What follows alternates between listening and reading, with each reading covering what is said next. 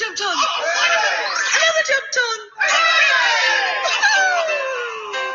Three jellyfish, oh yes, three jellyfish. Three jellyfish sitting on a rock.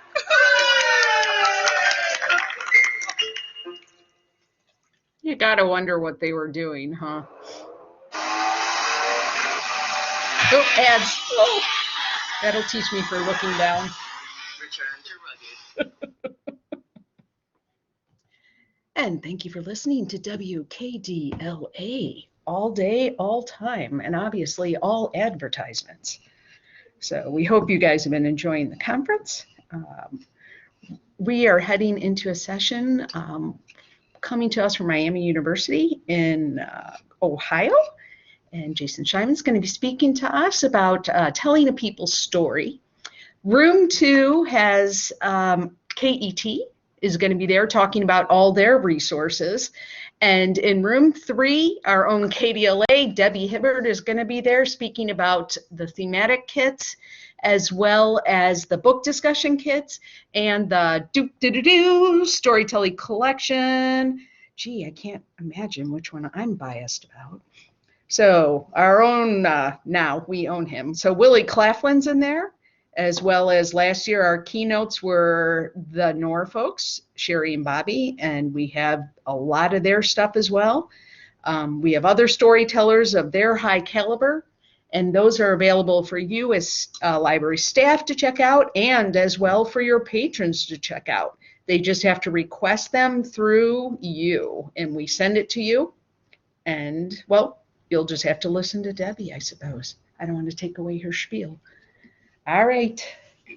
Trying again without the ads. Oh.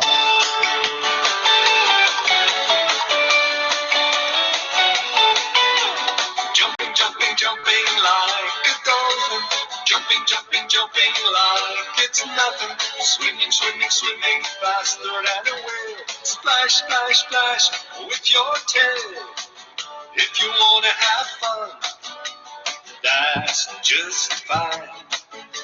Look him in the eye, make a sign. Well done! Jumping, jumping, jumping like a dolphin.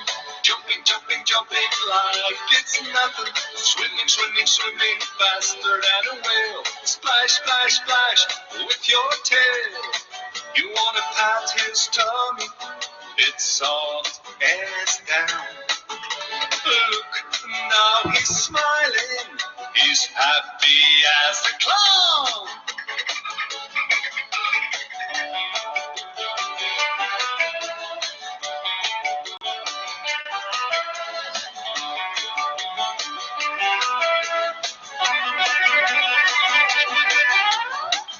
Do you want to feed him? Do you want to bump his fin? Do you want to give him a kiss? 1, 2, 3, well done! Jumping, jumping, Come jumping. on, jump, everyone! Jumping, jumping, jumping like it's nothing. Swimming, swimming, swimming faster than a whale. Splash, splash, splash with your tail.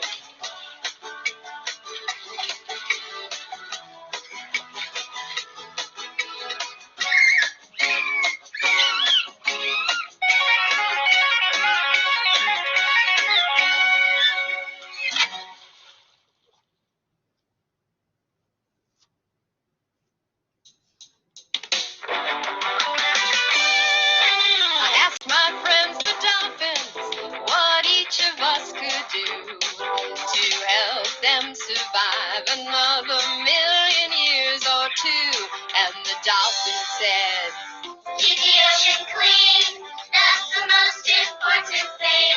Please take your trash up off the beach, recycle most everything, find out what pollutes the sea, and ask your friends to help keep the ocean clean. After all, the ocean is our home, said my friends the dolphins. After all, the ocean is our home. I asked the fascinating sharks what each of us could do to help them survive another million years or two. And the pointy snouted blue and the hammerhead too said, you know what to do, you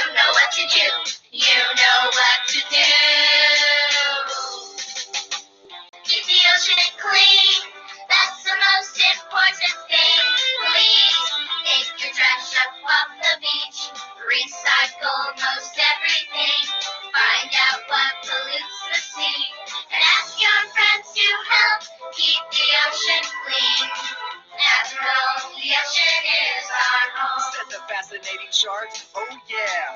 After all, the ocean is our home.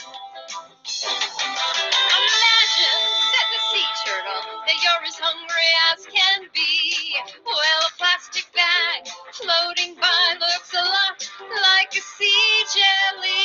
And sea turtles love to eat sea jellies. And on that note, all right, everybody. Thank you so much for being here today.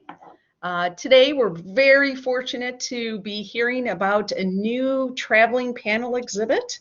And I'm just going to turn the mic right over to Jason because he has so much to tell us. It's pretty great, and he has limited time, so I don't want to take any of it with my voice. So, Jason, it's all yours. Thank you so much for being here.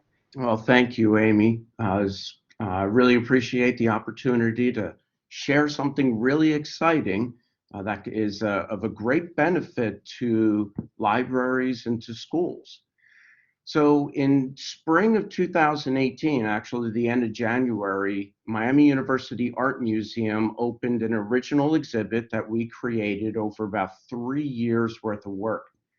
And it was titled Telling a People's Story, African American Children's Illustrated Literature. Now, I say that it was 3 years in the making, which is pretty normal for museums.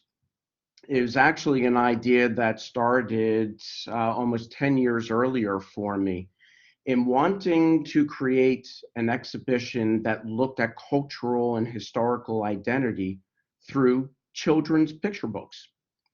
And when I came to Miami University, found that there were some amazing resources of faculty at the university, as well as scholars in the Cincinnati area. So put together a team, and we created this original exhibition that featured 130 original works of art featured in some of the most important African American children's picture books. So I just want to kind of give you a little genesis of that. But one of the things that really led us to deciding on the topic of African American children's books was this info that was shared with me from 2012, which when we looked at it, we were rather depressed in seeing that only 3% of children's books in 2012 were published about African Americans. It's pretty shocking even when you consider that Latinos, Native Americans, and Asian Pacific Americans only constituted 4.5% of all of those books. So we knew that there was a real missing opportunity in the world of children's books. And it's not that there weren't enough African American authors and illustrators. It's largely publishers were very slow to want to provide these as resources. So, there were other infos that we looked at in 2015, but even looking at 6 years later, so African Americans bumped up from 3% to 10%. The funny thing is that the original number that we saw of going back 93% Caucasians, well, they ultimately decided to break it out and realize that it wasn't just about Caucasians, that a large number were about animals and trucks, which still constitute more than all the diversity combined. Looking another year later, looking at the numbers, so African Americans jumped up a little bit more, some of the others. So we knew that there was something really telling about all of this. Now at OSU, Ohio State University, a retired educator and scholar, Rudine Sims Bishop, who worked with us on the exhibition, wrote an incredibly important article in 1990 titled Mirrors, Windows, and Sliding Glass Doors. This became sort of the mantra that permeated the entire development of the exhibition. And really looking at one of the biggest things that we understood the importance was about the mirror in the third paragraph here. And the challenge was very few African American children saw themselves being represented in children's books. And further compounding that was that the individuals who were writing and illustrating most of those books were not African Americans. So there was this need for seeing themselves in these books. Well, prior to the 1970s, that's the way it was. Things started to evolve. The 1980s, there was a large growth of African American picture books and illustrators who were really producing and more. We really based a lot of the exhibition off of this. And for us at the museum, we're very strong, have a strong commitment to diversity and social justice. And then we really saw the need for the African Americans. Well, the exhibition originated again as 130 original works that we borrowed from the illustrators who created them. And these are not little pictures that are, 8 by 10 size. Some of these were, 24, 36 inches. I mean, there were huge works. People don't realize that. And bringing all this together, we understood that there was an important educational outreach in all of this. So as an outgrowth of the original exhibition, which was too large to circulate, we decided we needed other opportunities to get this information out. And we were looking at non-traditional venues for a museum. And, we talked about the traveling trunk programs that often circulate to schools. And so we started coming up with all of this. Well, to give you a sense of the depth of information that's incorporated into this exhibition, looking at the thematic breakdown of the topical areas that we've really focused on. And you can see we decided to actually go back to Africa, because looking at the origins of storytelling, and that then because of the transatlantic slave trade, the stories being carried over, continuing, eventually making their way into written form, and then evolving eventually into the books. So we really did not hold back on the content and the topics that we were really working on. And some people questioned about the challenges of dealing with the Middle Passage, dealing with slavery. And our feeling is we had to deal with that, because to not deal with that was being a discredit to telling the story that needed to be told. So kind of give you a sense, you'd be able to see, all of what was included. This was the entry to the exhibition. We had a huge celebration. We even developed a 2-day symposium, and we brought in a number of the illustrators to speak, which was absolutely fantastic. I don't know if any of you know names like Kadir Nelson or so Jerry Pinkney. I mean, almost everyone knows Jerry Pinkney's work in children's book illustration.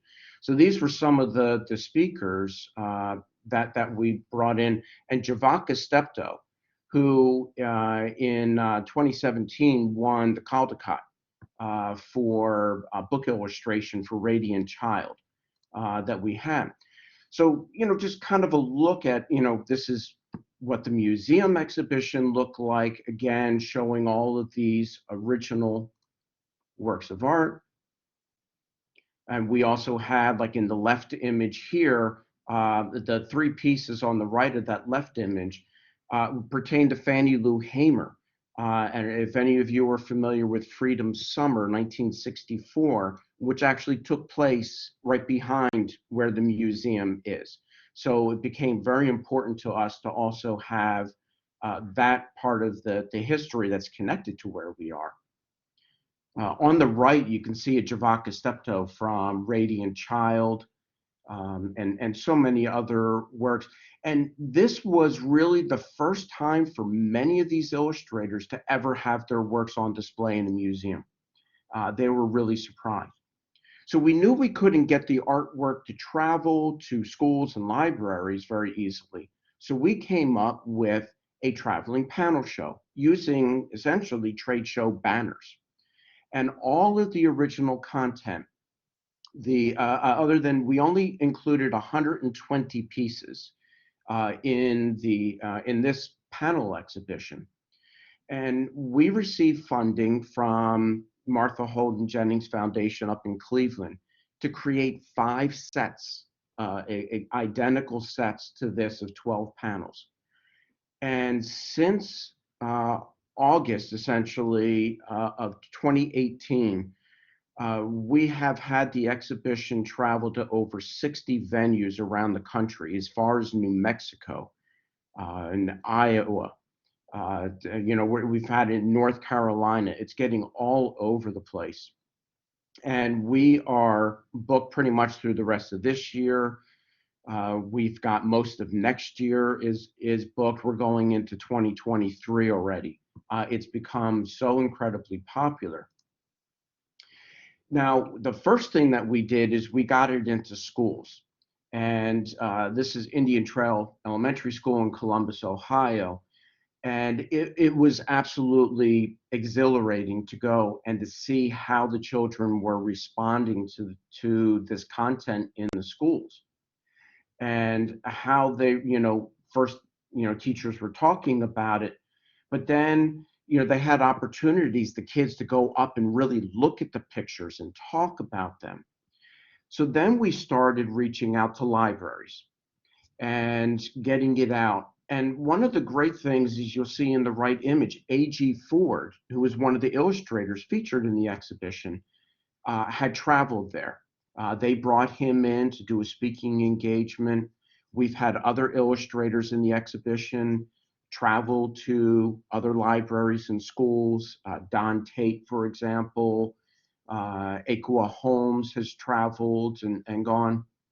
So there are opportunities with libraries and schools who want to bring this in, incorporate it into their programming, that they can bring in these illustrators. And it's a dynamic environment, getting them and getting patrons excited about what they're seeing in these books.